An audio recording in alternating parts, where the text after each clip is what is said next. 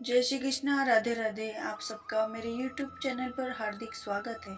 आज मैं आपके लिए लेकर आई हूँ 19वें अध्याय की कथा।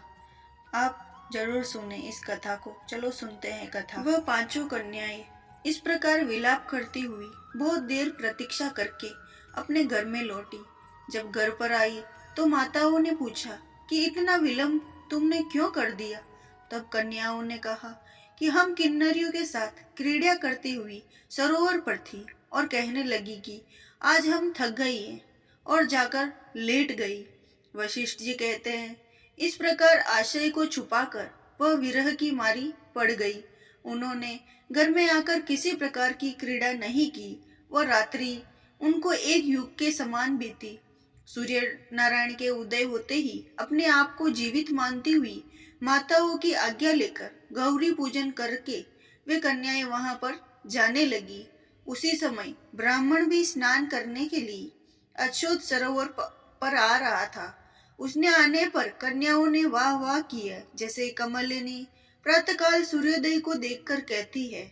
उसको देखकर उनके नेत्र खुल गए और उस ब्रह्मचारी के पास गई। आपस में एक दूसरे का हाथ पकड़कर चारों एक तरफ से उसको घेर लिया और कहने लगी, मूर्ख, उस दिन तू भाग गया था, आज नहीं भाग सकता। हम लोगों ने तुमको घेर लिया है। ऐसे वचन सुनकर बाहुपास में बंधे हुए ब्राह्मण ने मुस्कुराकर जवाब दिया, तुमने जो कुछ कहा सो ठीक ही है। मैं तो अभी विद्या अभ्यासी और ब्रह्मचारी हूँ। गुरुकुल में मेरा विद्या अभ्यास पूरा नहीं हुआ। पंडित को चाहिए कि जिस आश्रम में रहे उसके धर्म का पालन करे। इस आश्रम में मैं विवाह करना नहीं समझता। अपने व्रत का पालन करके गुरु की आज्ञा पाकर ही मैं विवाह कर सकता हूँ, पहले नहीं कर सकता। यह बात सुनकर वह कन्या इस प्रकार बोली जैसे वैशाख मास में कोयल बोलती है। वह कहने लगी, धर्म से अर्थ, अर्थ से काम और काम से धर्म के फल का प्रकाश होता है।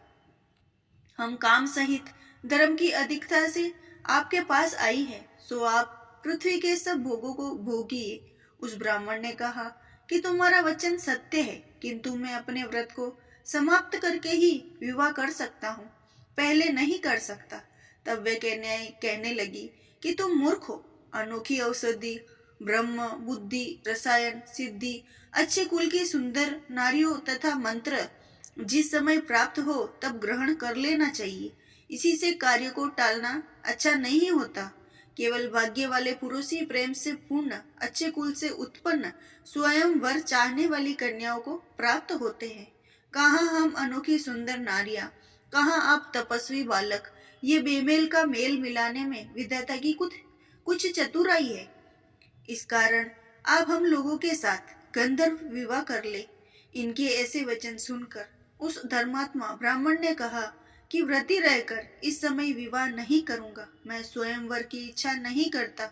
इस प्रकार उसके वचन सुनकर उन्होंने एक दूसरे की हाथ छोड़कर उसको पकड़ लिया। सील और स्वरा ने उसके भुजाओं को पकड़ लिया और सुतारा ने आलिंगन किया। चंद्रिका ने उसको पकड़ के, परंतु फिर भी वह ब्रह्मचारी विकार रहित तथा काम की बाधा से पीड़ित नहीं हुआ और फिर उसने क्रोधित होकर उनको श्राप दिया, तुम डायन की तरह मुझसे चिपटी हो, इस कारण पिशाचनी हो जाओगी।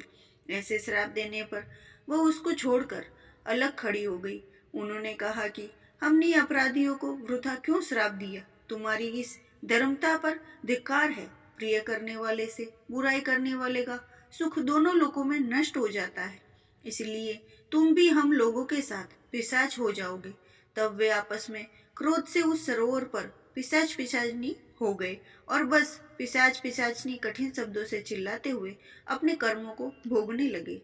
वशिष्ठ जी कहने लगे, हे राजन, इस प्रकार वह पिशाच उस सरोवर के इधर उधर फिरते रहे। बहुत समय पश्चात मुनियों ने सर्वश्रेष्ठ लोमेश ऋषि पौष शुक्ला चतुर्थी को सरोवर पर स्नान करने के लिए गए। जगसुधा से दुखी इस पिशाचों ने उनको देखा तो उनकी हत्या करने के लिए गोल कर उसको चारों तरफ से लिया। ब्राह्मण भी वहीं पर आ गए और लोमेश ऋषि के तेज के सामने ठहर न सके और दूर जाकर खड़े हो गए। वेद निधि हाथ जोड़कर लोमेश ऋषि से कहने लगे, भाग्य से ही ऋषियों के दर्शन होते हैं। फिर उन्होंने गंधर्व कन्या और अपने पुत्र का परिचय वृतांत सुनाया और कहा कि हे मुनीश्वर, यह सब ही आप मोहित होकर आपके सम्मुख खड़े हैं। आप आज इन बालकों का निरस्तार होगा, जैसे सूर्योदय से अंधेरे का नाश हो जाता है। वशिष्ठ जी कहने लगे, पुत्र के दुख से दुखी वेद निधि ब्राह्मण के ऐसे वचन सुनकर लोमश ऋषि ने नेत्रों में जल भर आया और वेद निधि से कहने लगे, मेरे प्रसाद से बालकों को सिद्ध स्मृति पैदा हो।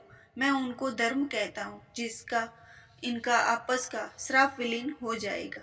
ये कथा यहीं समाप्त होती है। अगर आपको मेरी ये कथा अच्छी लगी हो तो मेरे चैनल को सब्सक्राइब करें और बेल आइकन को जाके प्रेस करें, ताकि आने वाली वीडियो आपको ज़रूर मिले और मेरे चैनल पर जाकर वीडियो को ज़्यादा से ज़्यादा देखें। धन्यवाद।